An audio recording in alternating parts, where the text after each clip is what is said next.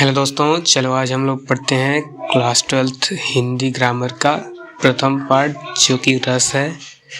तो देखो, आप लोग ने आज तक जो भी पढ़ा हो मुझे नहीं पता, लेकिन आज मैं तुम लोग को बिल्कुल ही आसान भाषा में बताने वाला हूँ। जैसा कि देख सकते हो, हर रस सिर्फ 2 लाइन में ख़त्म होगा। अगर नहीं है याद हुआ तो फिर कहना। तो चलो शुरू करते हैं। तो देखो, पहले बात तो हम रस की परिभाषा देख लेते हैं। तो देखो, किसी कविता को सुनकर, नाटक को देखकर हमें जो आनंद की अनुभूति होती है या आनंद जो प्राप्त होता है उसे ही रस कहते हैं। बस इतना ही आप लिख देंगे। रस की परिभाषा इतनी होती है। उसके बाद हम आते हैं रस के अंग के बारे में। तो जैसा कि आप लोग देख सकते हैं, रस के 4 अंग होते हैं। पहला अस्थाई भाव, दूसरा विभाव, तीसरा अनुभव और चौथा संचारी भाव। इन्हीं चारों के संयोग से जो होता है किसी भी रस की अनुभूति या उत्पत्ति होती है। पहले रस के भाग के बारे में हम लोग पढ़ते हैं।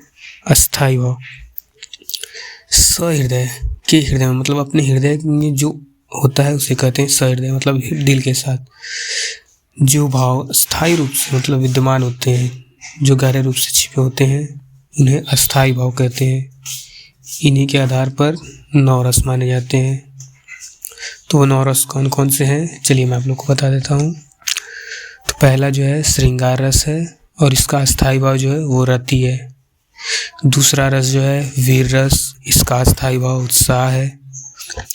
तीसरा जो रस है वो है हास्य रस, इसका अस्थाई भाव हास है। करुण रस, इसका अस्थाई भाव शोक है। रौद्र रस, इसका अस्थाई भाव क्रोध है। भयानक रस, जैसे नाम से ही इसका पता चल रहा है कि इसका जो अस्थाई भाव होगा वो भय होगा। एक होता है उसका 7वां रस आप लोग का जो है वो विभत्स रस, इसका अस्थाई भाव जुगुप्सा होता है। 8वां जो रस है वो है विस्मय, अस्थाई भाव है, और जो रस है वो है अद्भुत रस। 9वां रस जो है वो शांत रस है, इसका अस्थाई भाव निर्वेद है। तो चलिए सबसे पहले हम लोग पढ़ते हैं श्रृंगार रस। तो जैसा कि श्रृंगार रस आप लोग देख ही सकते हैं, इसका जो परिभाषा है बहुत ही छोटा और आसान है, जो आप एक बार भी देख लेंगे तो आपको याद हो जाएगा।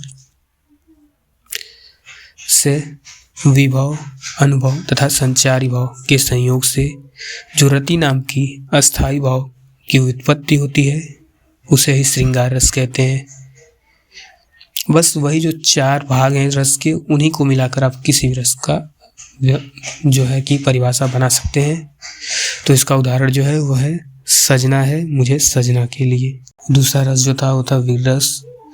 तो चलिए इसको भी देख लेते हैं। विभव, अनुभव तथा संचारी भाव के संयोग से उत्साह नामक अस्थाई भाव की व्युत्पत्ति या उत्पत्ति होती है, उसे ही वीर रस कहते हैं। वीर रस का उदाहरण तो आप लोग को पता ही होगा। वीर तुम बढ़े चलो, धीर तुम बढ़े चलो, सामने पहाड़ हो, सिंह की दहाड़ हो, जो भी आप लिख लें। तीसरा रस जो है वो है हास्य रस, इसका अस्थाई भाव तो हास होता है, आप लोग को पता ही है। तो इसमें भी वही होगा, विभव, अनुभव एवं संचारी भाव के संयोग से हास नामक अस्थाई भाव की उत्पत्ति होती है। वहाँ जो होता है हास्य रस होता है। इसका एग्जाम्पल ये होगा, मुरली में मोहन बसे, गाजर में गणेश, करेले में श्री कृष्ण बसे, रक्षा करी महेश। ठीक इसी प्रकार आगे के रस भी हैं। मुझे उम्मीद है आप लोग को समझ में आ गया होगा कि रस को किस प्रकार से लिखते हैं। अगर आप लोग चाहते हैं कि मैं अलंकार, छंद आदि के वीडियो बनाऊं तो कमेंट करें। बहुत बहुत धन्यवाद।